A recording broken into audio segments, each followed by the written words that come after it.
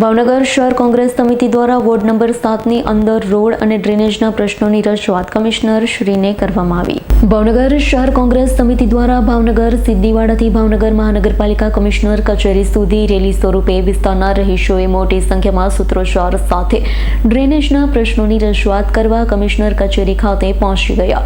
વડવા બાસેસરા ચોક પાસેથી સીડીવાડ તરફ જતો રોડ, મામુની દુકાન સુધીનો રોડ, વડવા દેવજી ભગતની ધર્મશાળાથી જીલપાન થઈ વડવા નેરા સુધી રોડ, વડવા ચોકથી કાઠિયાવાડ, વરતેજિયા ફળીથી વડવા નેરા તરફ જતો રોડ, વડવા નેરા ચોકથી વિજય ટોકીઝ તરફ જતો રોડ, તમામ રોડની રજૂઆત ભાવનગર કોંગ્રેસ સમિતિ દ્વારા આજરોજ કમિશનરને કરવામાં આવી હતી।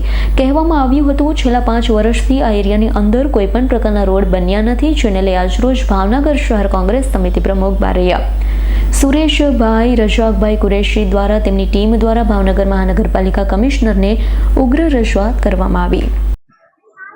ભાવનગર મહાનગરપાલિકા કમિશનર કચેરીએ અમે વડવા વિસ્તાર જે 15-20 વર્ષથી ખરાબ પરિસ્થિતિના જે 5 થી 6 રોડ છે એ રોડ માટેની રજૂઆત કરવા માટે આવ્યા હતા। એ રોડ તખતેશ્વર ઓળમાં આવેલો વિસ્તાર છે અને આ વિસ્તારના રોડ ઉપર 15-20 વર્ષથી ધ્યાન દેવામાં આવ્યું નથી અને જ્યારે રજૂઆત કરવા આવ્યા ત્યારે મેયર સાહેબે એવું કહેવામાં આવ્યું છે બહેરાઓને કે તમે અમારા મતદારો નથી।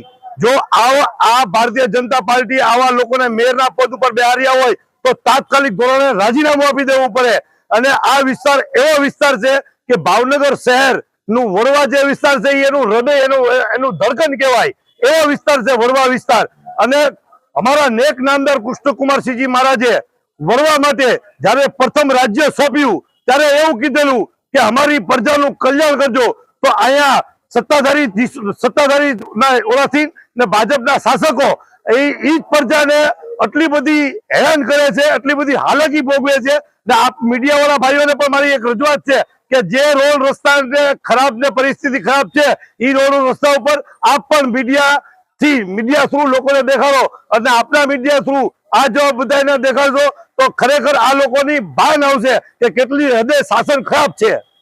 ઇરફાન સોલંકીનો રિપોર્ટ, S9 ન્યૂઝ, ભાવનગર।